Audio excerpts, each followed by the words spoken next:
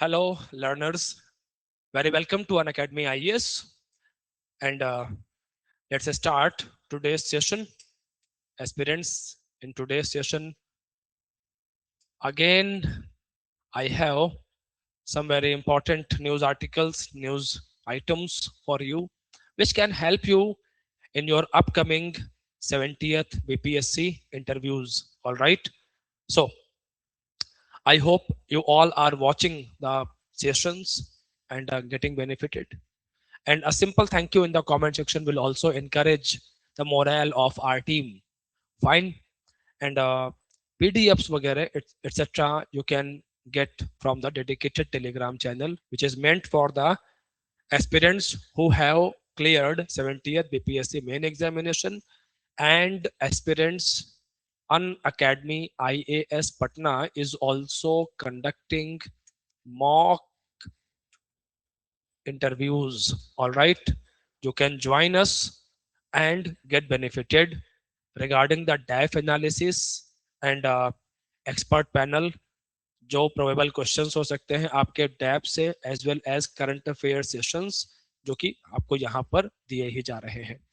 Daily current affairs as well as weekly current affairs and expert faculties are also taking the dedicated sessions which are beneficial in your preparation of the BPSC interview.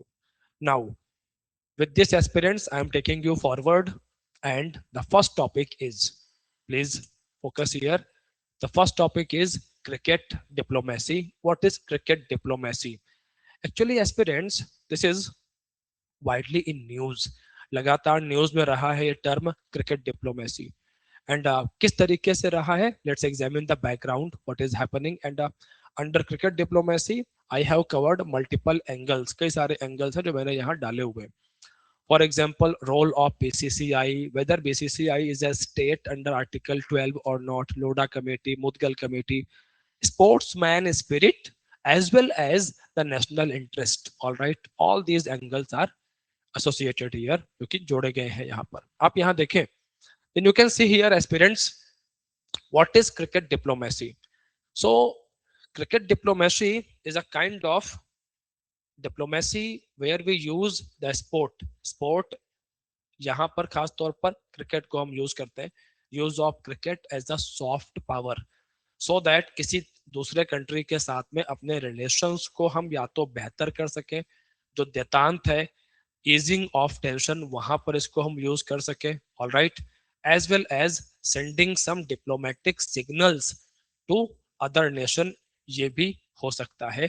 These are the things which are associated with the cricket diplomacy. All right, and with respect to India, Pakistan, with respect to India, Bangladesh, these are the things which we see, क्योंकि हम लोग यहाँ पर देखते हैं India Pakistan India Bangladesh को, खास तौर पर इन दो कंट्रीज को लेकर के.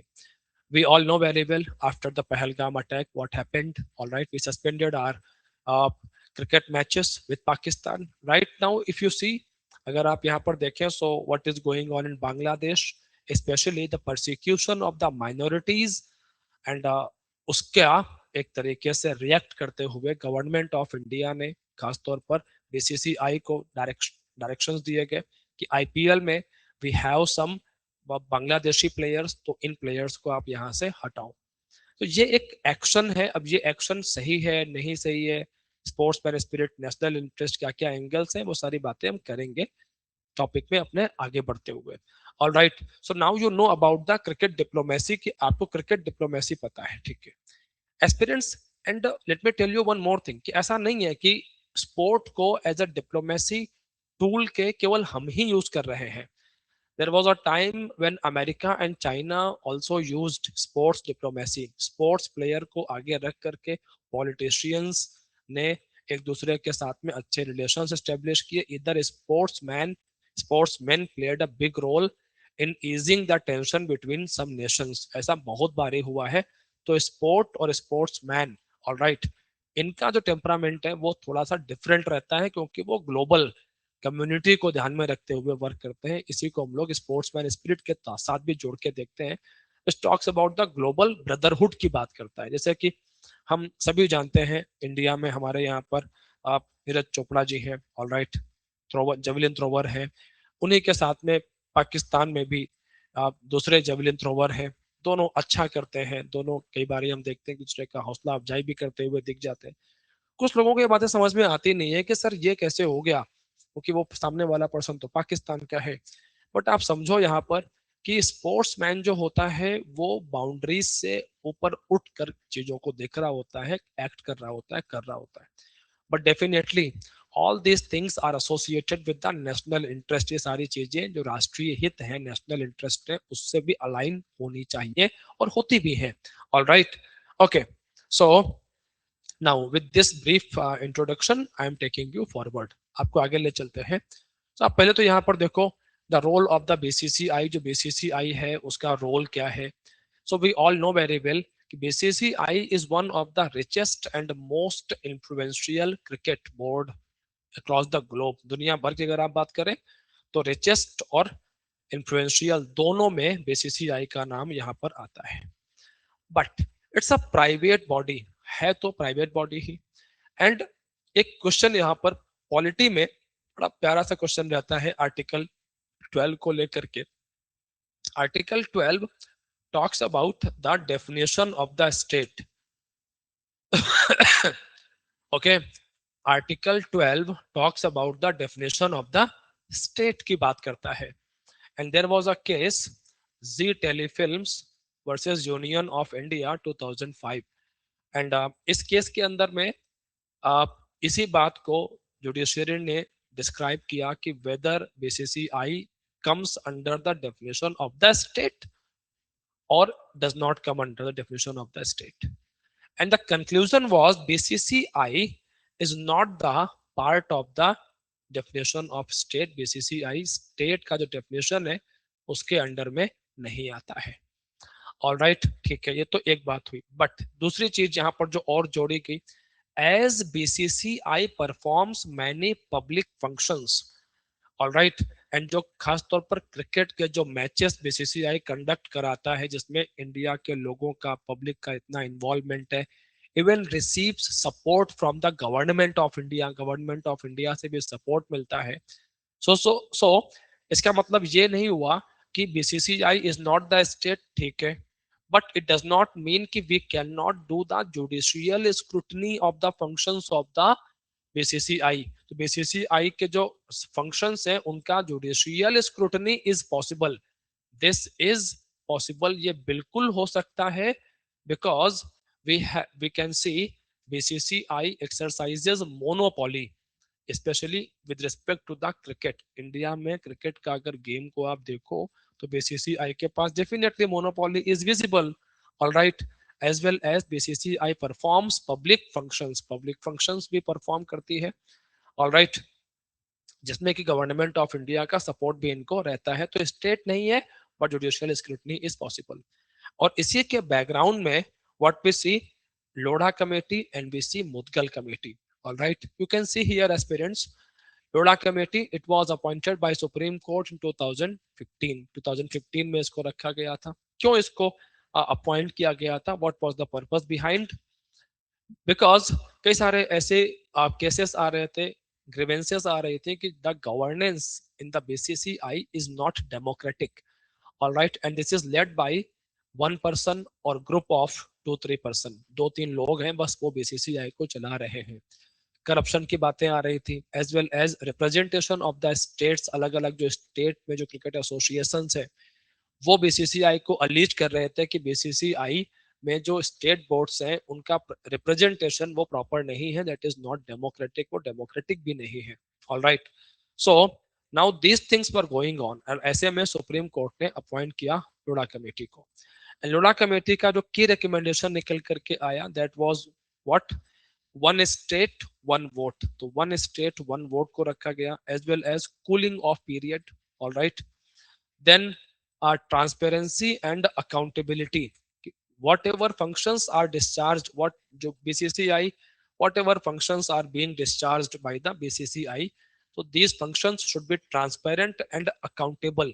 जो भी आप वर्क कर रहे हैं, इधर फंडिंग आपने लेनी है, ठीक है, रिप्रेजेंटेशन है स्टेट्स का, वो सारी चीजें हैं, तो यहाँ पर एक ट्रांसपेरेंसी होनी चाहिए, as well as accountability toward the public, वो भी होना चाहिए। तो इन सारी चीजों को यहाँ पे इंश्योर करने की बात कही गई। In between aspirants in the IPL, there was a time we saw some betting things, betting and spot fixing में कुछ players arrest वगैरह भी हुए। तो फिर से एक केस आया करप्शन का, कि बीसीसीआई में तो करप्शन के मैटर भी हैं, इसके अलावा कोई जो प्लेयर्स जो खेल रहे हैं, ऑल राइट, अगर मैचेस ऑलरेडी फिक्स्ड हैं तो definitely it raises a serious concern about the ethical lapses को ये पॉइंट आउट करता है, उठाता है, हाईलाइट करता है।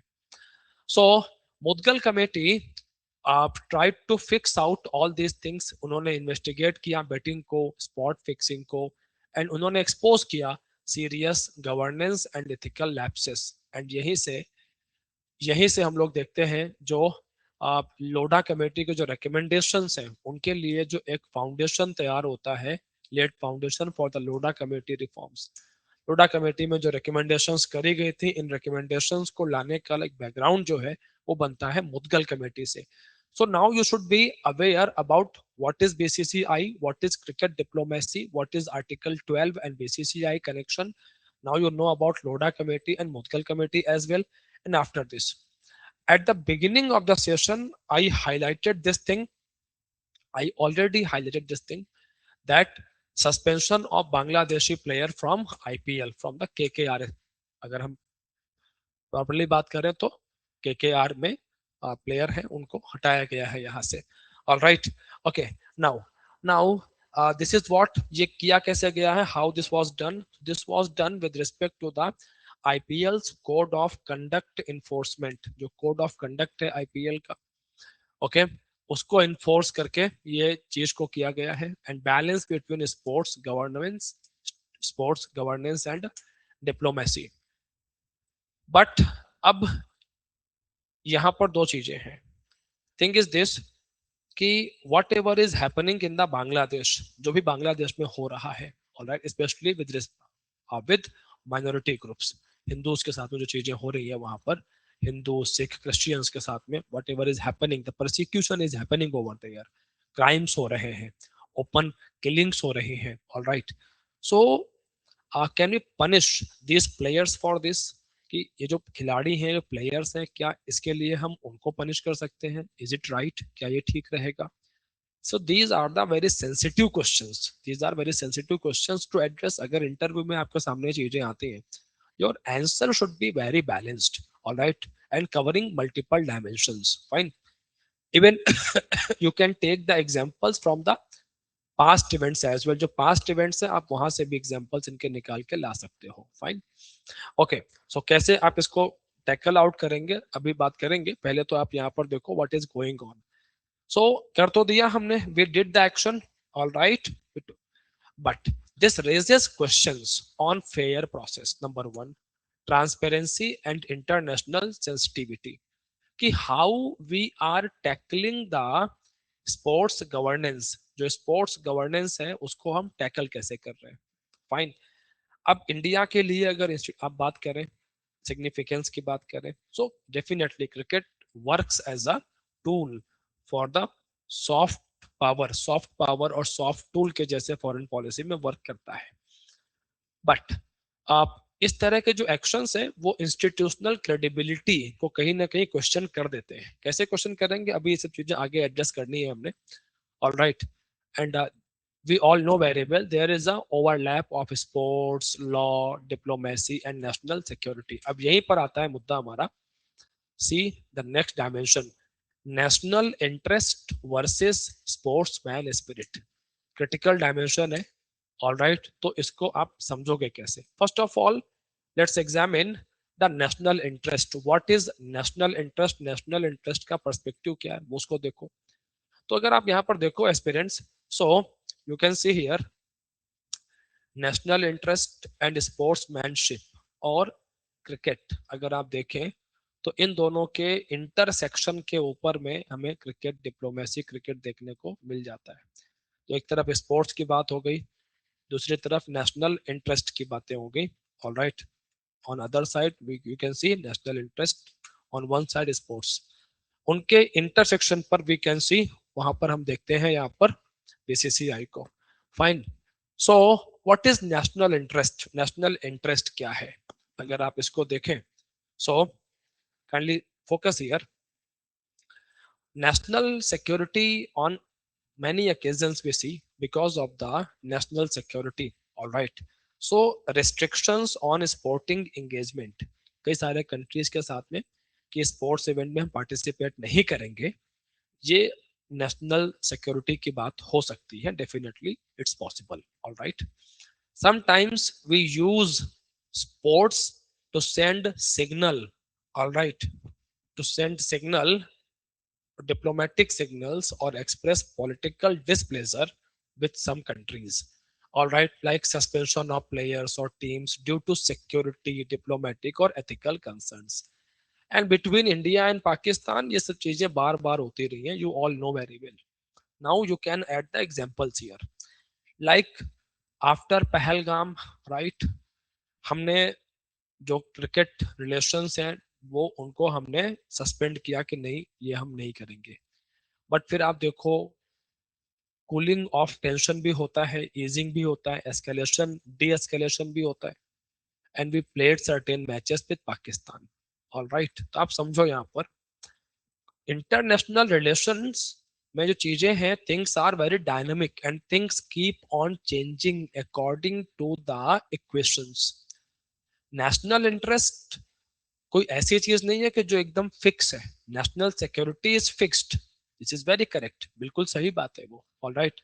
बट नेशनल इंटरेस्ट कई बार वो सिचुएशन के अकॉर्डिंग चेंज होते हुए चलते हैं और हमें अपने एक्शंस को कैलिब्रेट करना पड़ता है according to the need of that particular time. Fine. Now so what we see here, हम लोग यहाँ पर क्या देखते हैं aspirants? This is about the national interest. ये तो नेशनल इंटरेस्ट की बात हो गई। Then you can examine here the sportsman spirit perspective. All right. Sportsman spirit की जब हम बात करते हैं तो specially in the Olympics, on many occasions we saw in Olympics, जो प्लेयर्स रहे हैं उन्होंने दूसरे कंट्री के प्लेयर्स हैं, अगर वहां पर अपार्थीड चल रहा है, discrimination is going on, dictatorship is going on, Republic नहीं है, तो ऐसे में बहुत बारी हमने देखा है ओलंपिक्स के अंदर में कि जो स्पोर्ट्समैन है उन्होंने दूसरे प्लेयर को सपोर्ट किया है कि हाँ, in your country things are not better, आपके देश में चीजें ठीक नहीं है and we are supporting you.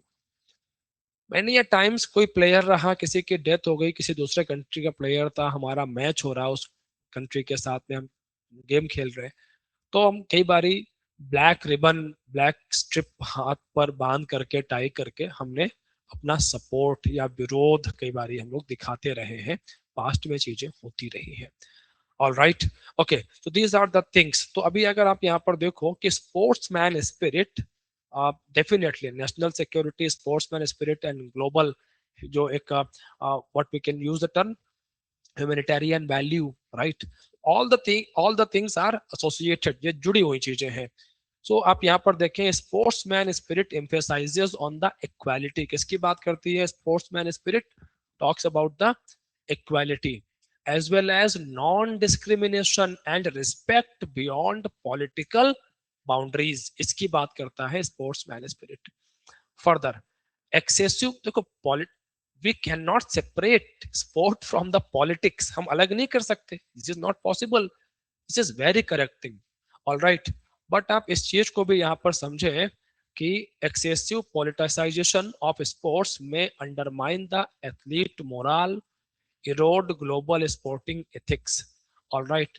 तो इससे बहुत सीधी सी बात है कि जो एथलीट्स हैं, प्लेयर्स हैं, फाइन, आप उनका मोरल के ऊपर में, ग्लोबल स्पोर्टिंग एथिक्स के ऊपर में सीरियस क्वेश्चंस रेज होने शुरू हो जाते हैं, विच इज नॉट गुड। अब इसमें है क्या चीज, देखो, वॉर, कन्फ्लिक्ट, एस्केलेशंस, टेंशन, इनको बढ़ाने के हजार तरीके हैं, तो कुछ तरीके ऐसे भी तो होने चाहिए जहां से डी एस्केलेशन हो सके, और sport is one such way.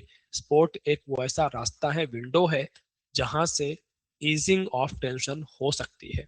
Fine. So we should be very we should be very careful while using sports, all right, in the diplomacy.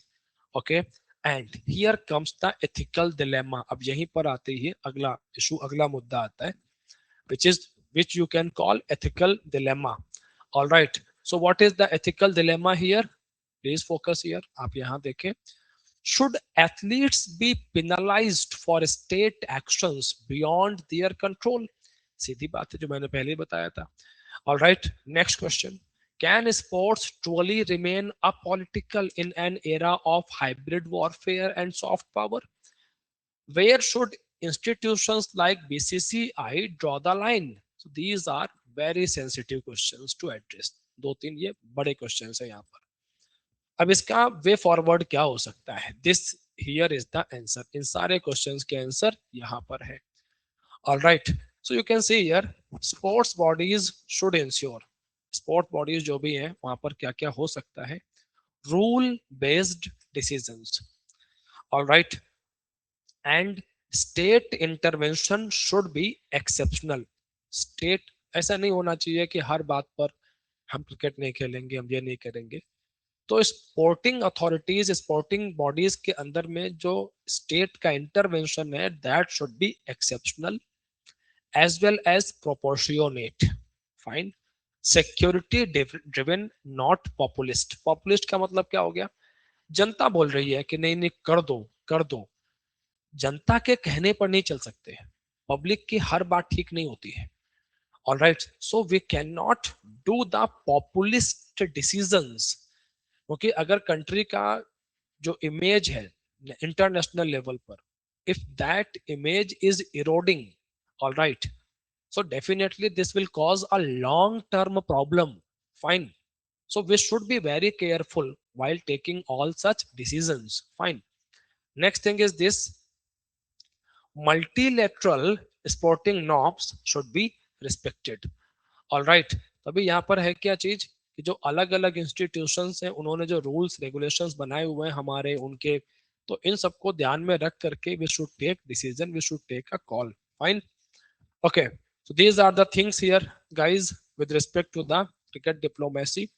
Topic analytical था, sensitive था, all right, and I tried to maintain a balance. बाकी आप इसको देखिएगा, अगर questions आपको interview में देखने को मिलते हैं यहाँ से, then try to address accordingly, because लगातार न्यूज में है. फाइन. एंड बिहार से भी हमारे कई सारे प्लेयर्स हैं जो कि नेशनल टीम में प्ले करते हैं. फाइन. सो जोड़ करके भी चीजें दिख सकती हैं. And aspirants, the next topic with regarding next topic is about the environment and ecology. And we lost a gem, all right. Especially this is a huge loss with respect to environment and ecology. We lost Madhav Gadgil sir, all right. Madhav Gadgil sir and his report, Gadgil report, even till date, Gadgil report is instrumental whenever we start our discussion about the Western Ghat ecology, ecology of the Western Ghat. All right. And Pune में Gadgil sir की death हुई. And WGEEP, WGEEP. So it was Western Ghats Ecology Expert Panel. All right, WGEEP report. It was presented by Gadgil sir. And background क्या बना, कैसे चीजें आगे बढ़ी Gadgil panel के लिए, गाडगिल रिपोर्ट के लिए, थिंग्स आने, चीजें बढ़नी कैसे शुरू हुई. All right. Okay, so what happened, aspirants, when it was, I believe it was 2010, all right, when Jairam Ramesh was there, and he was a environment minister.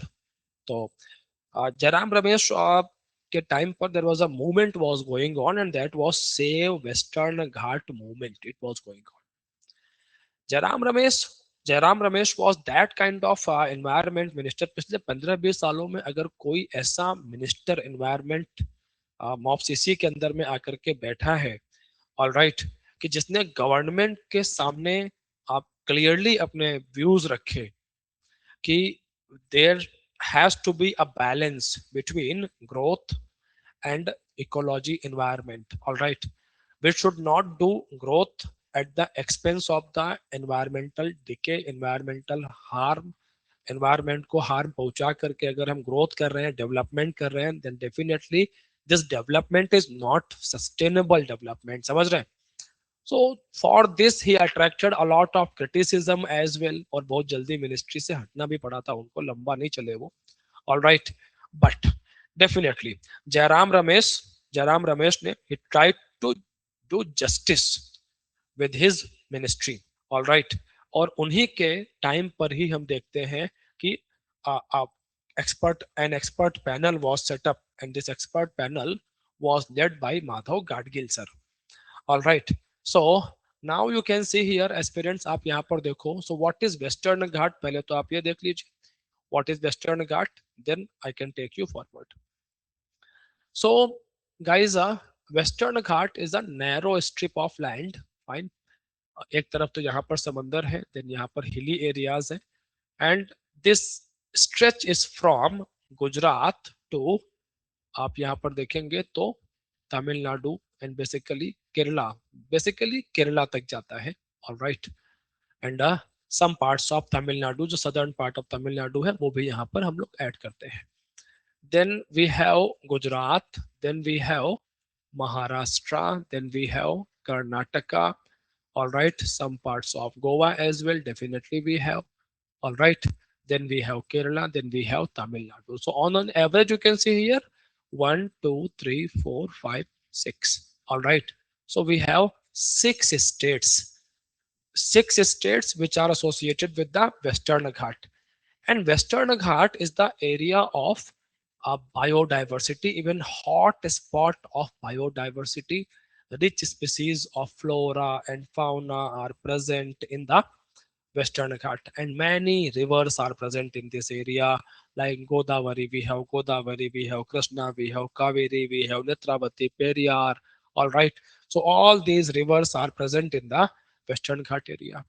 As well as जब monsoon आता है तो monsoon के time पर काफी बारिश होती है इस पूरे के पूरे एरिया के अंदर में। All right, and this is known as water tower of peninsular India.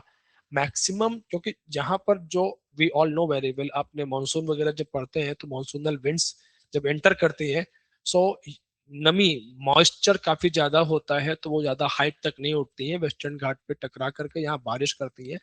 And origin of many reverse, जो रिवर्स के नाम मैंने आपके सामने लिए हैं, वो सारा कहाँ से दिखता है?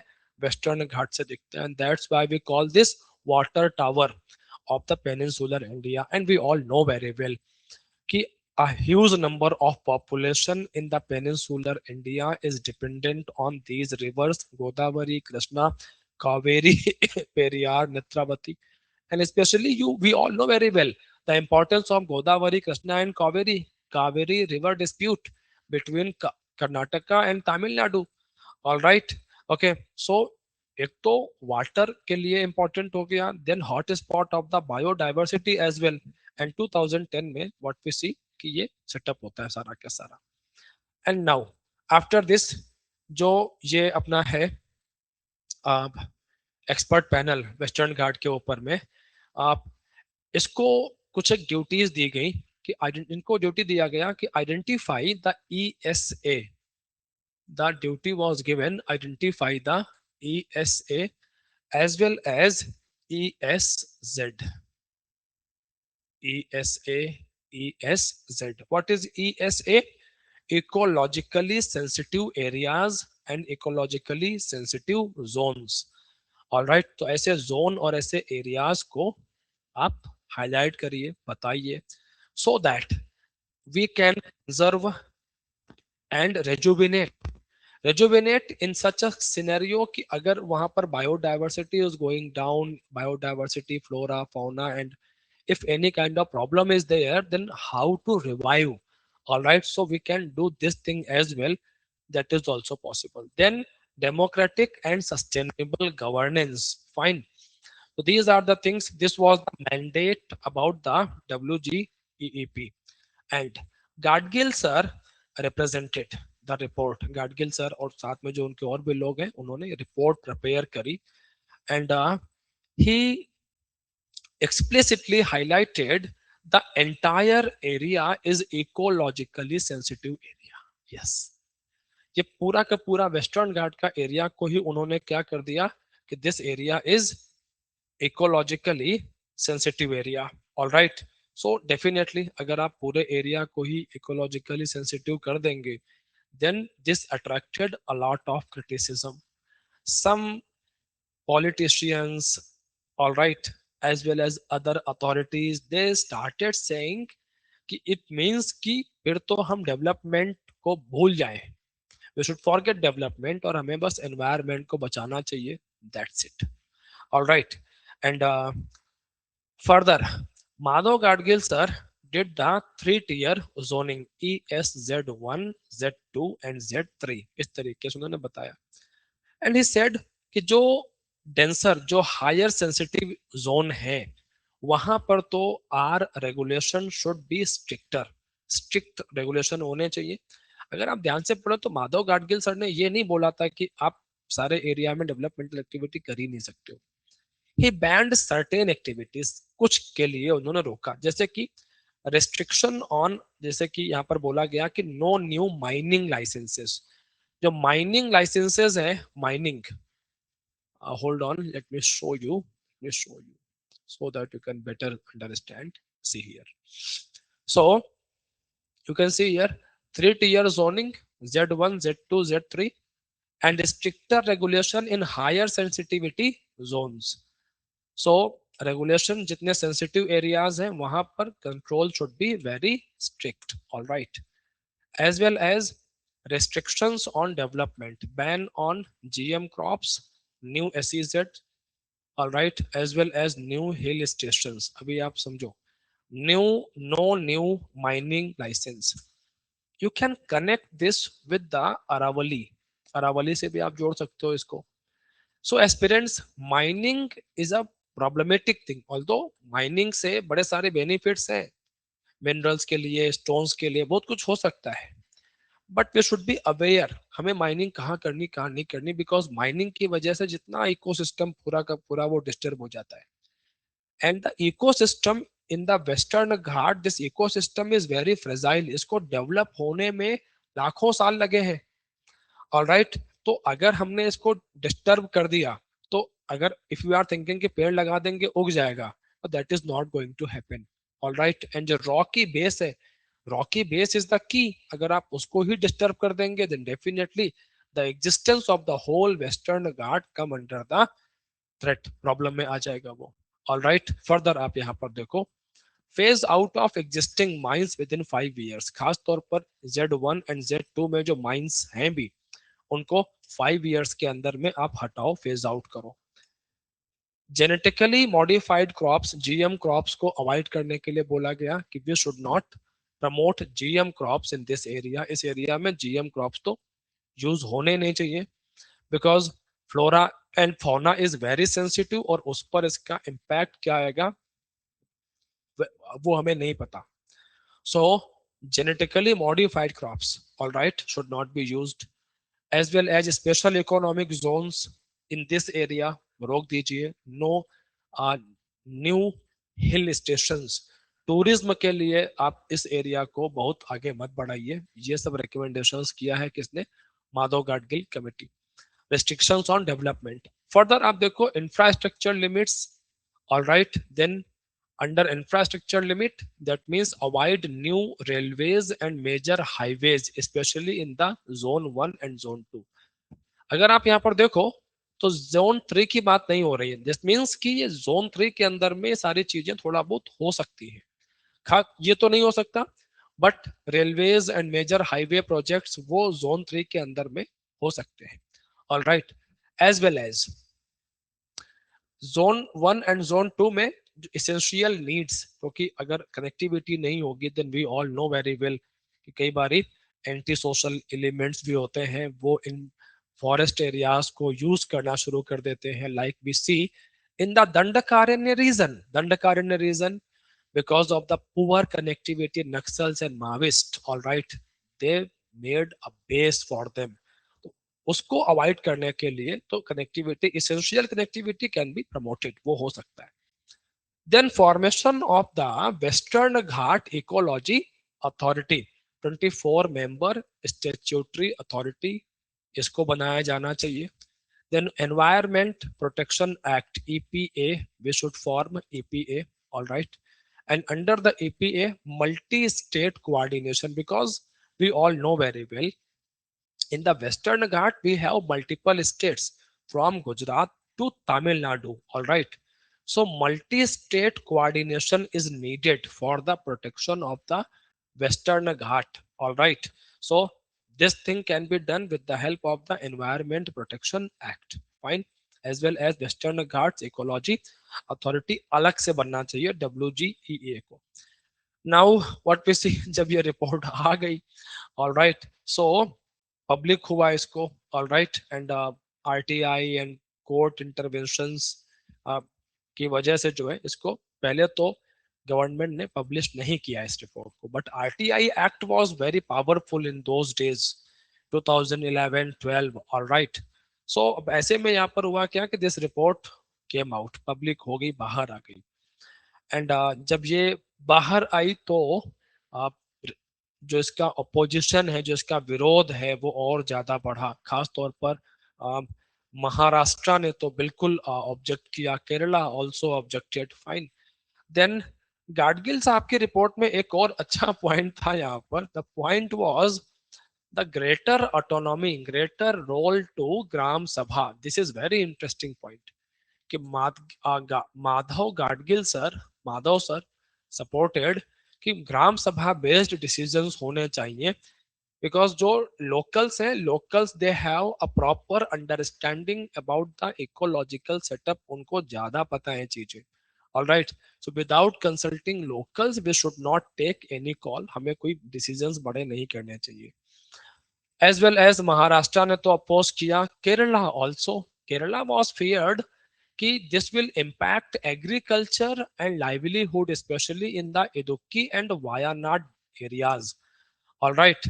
Opposition from political parties, ये सब ने विरोध करना इसका शुरू किया. Then definitely government was on the back foot. और अब यहाँ से क्या हुआ? So now Madhav Gadgil sir is no more, but this report is still relevant.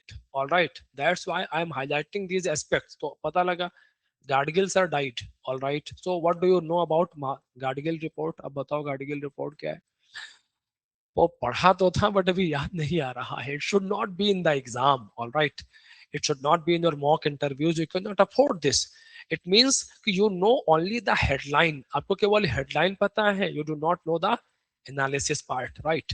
So now आप Kasturirangan, another panel was set up, and this is known as Kasturi Rangan panel. Madhav Gadgil, then Kasturi Rangan. All right. So under the Kasturi Rangan panel, what we see, it was a high level working group under K. Kasturi Rangan. All right. And Kasturi Rangan sir, he recommended only 56,825 square kilometer as economic ecologically sensitive zone, sorry area, ESA में अगर आप यहाँ पर देखें.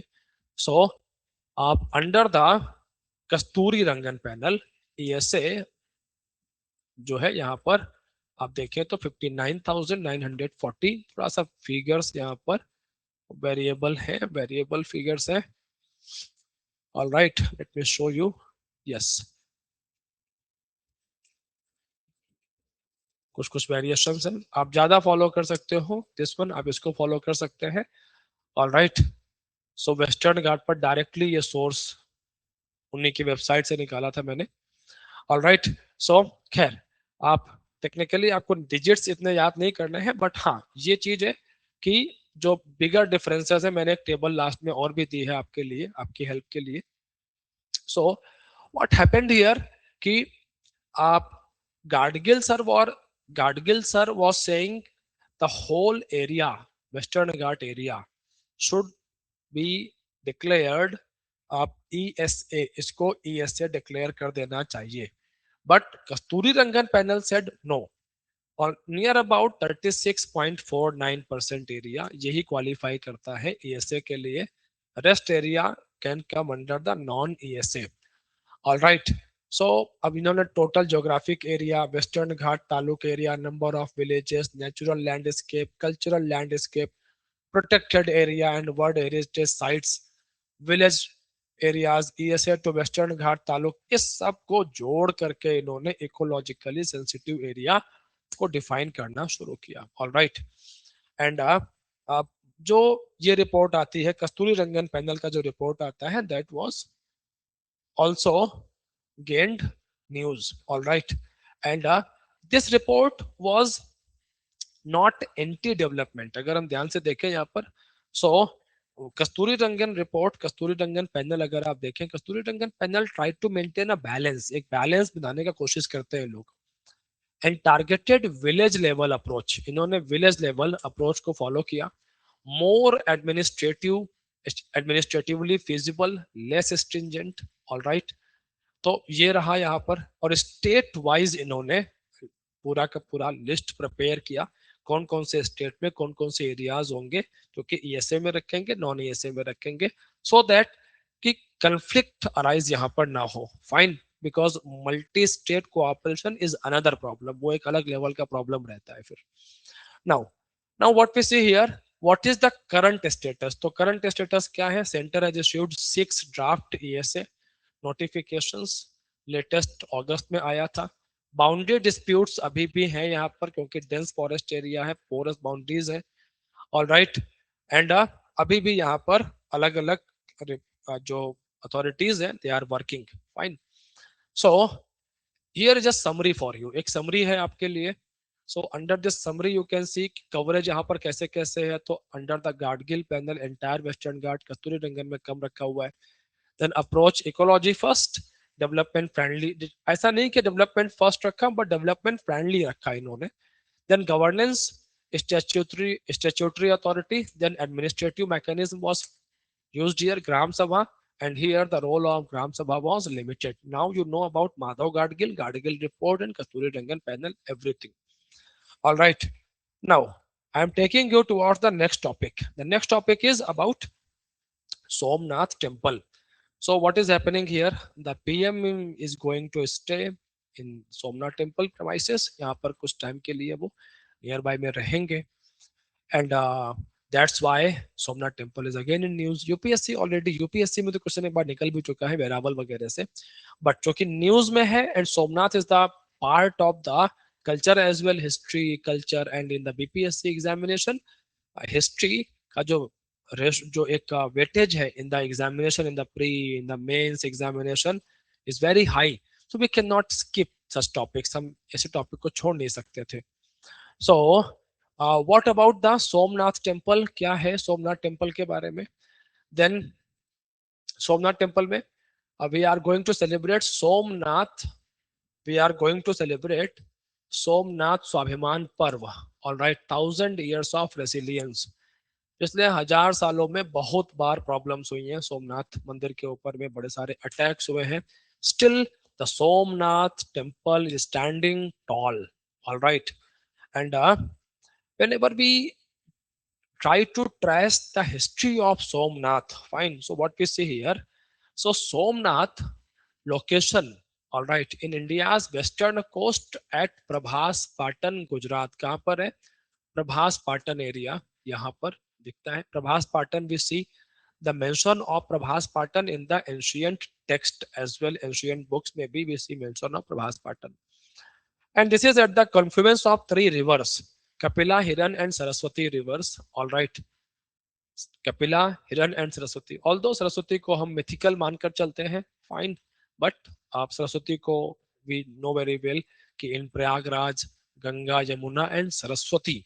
All right. And we consider कि वो river यहाँ पर है, अदृश्य रूप में है। A same idea is present here as well. And this whole temple is dedicated to Lord God Somnath, भगवान शिव को डेडिकेटेड है। सोम दैट इज भगवान जो मून, जो चंद्रमा है उनके साथ में भी जोड़ते हैं। And lord protector of the moon कहते हैं। According to the mythology, according to the mythology what we see here कि आप जब मून को, चंद्रमा को कुछ प्रॉब्लम हो जाती है, बीमारी हो जाती है और वो ठीक नहीं हो रही होती है, then he worshipped god Shiva. भगवान शिव उनको राहत देते हैं, मुक्त करते हैं उनको, उनको एडमिट करते हैं, अपने शरण में लेते हैं।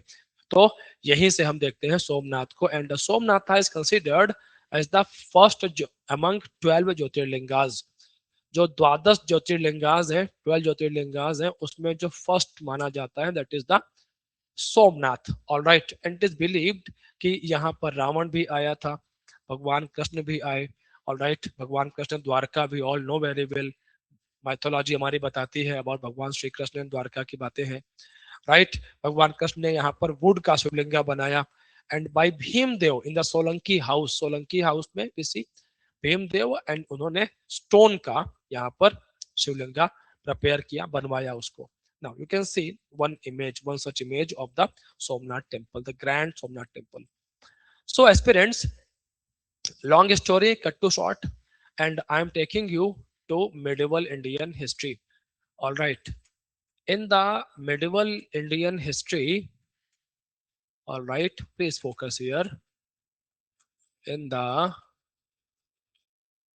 medieval Indian history, there was invader Mahmud of,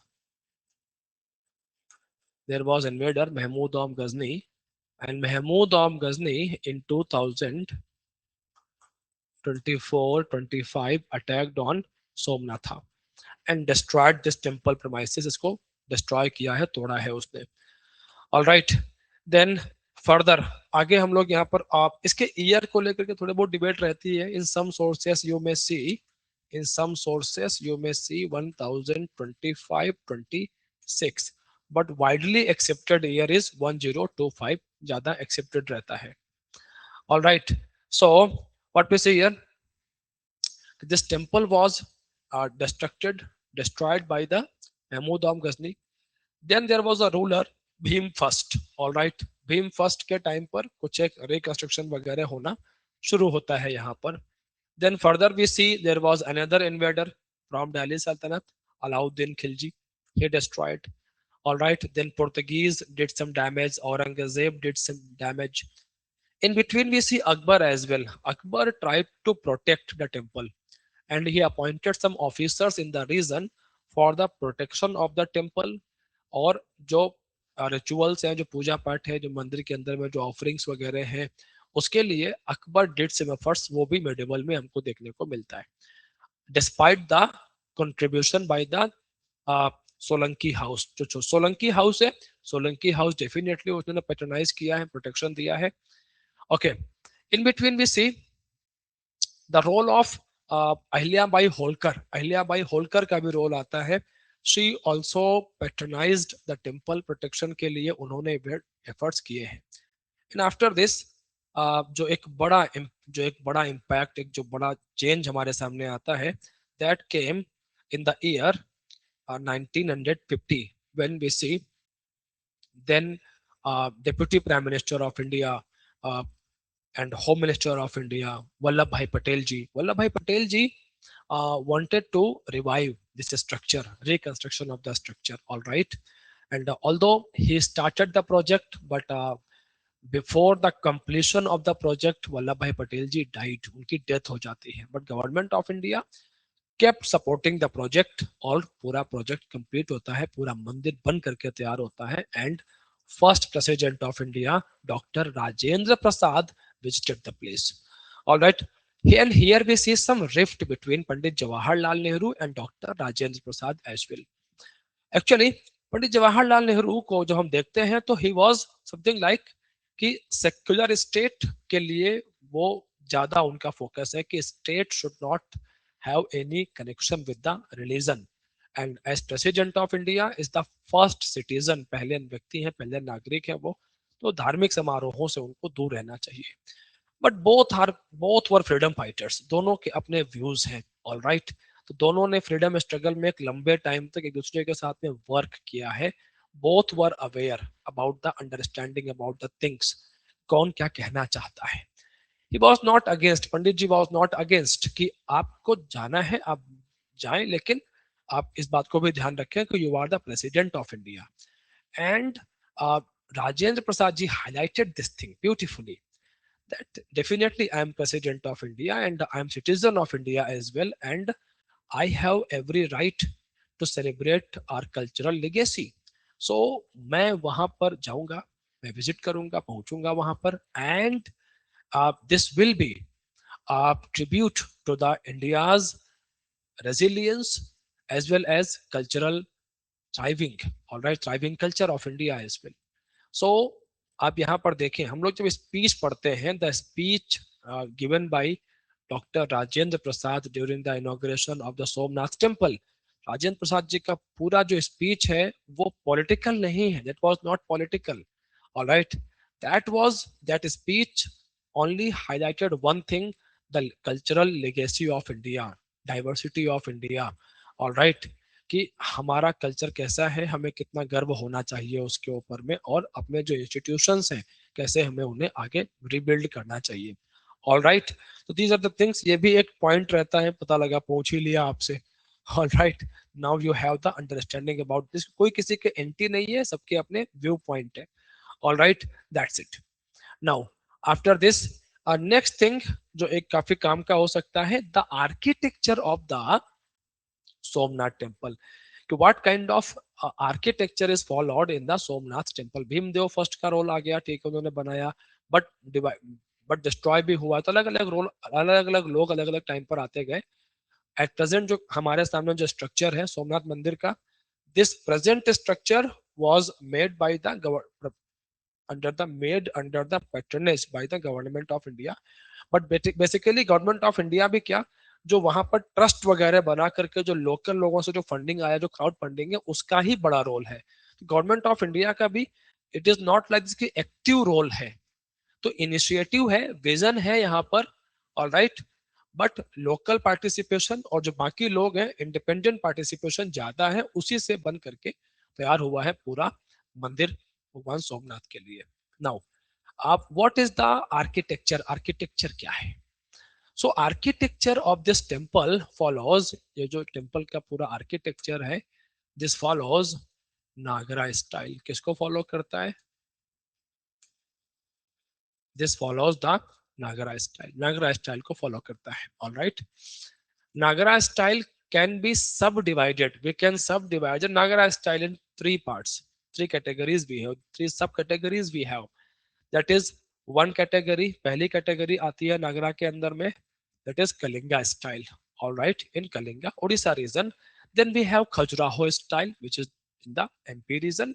then we have Solanki और Maru Gurjar style. So aspirants, Nagara style is associated with the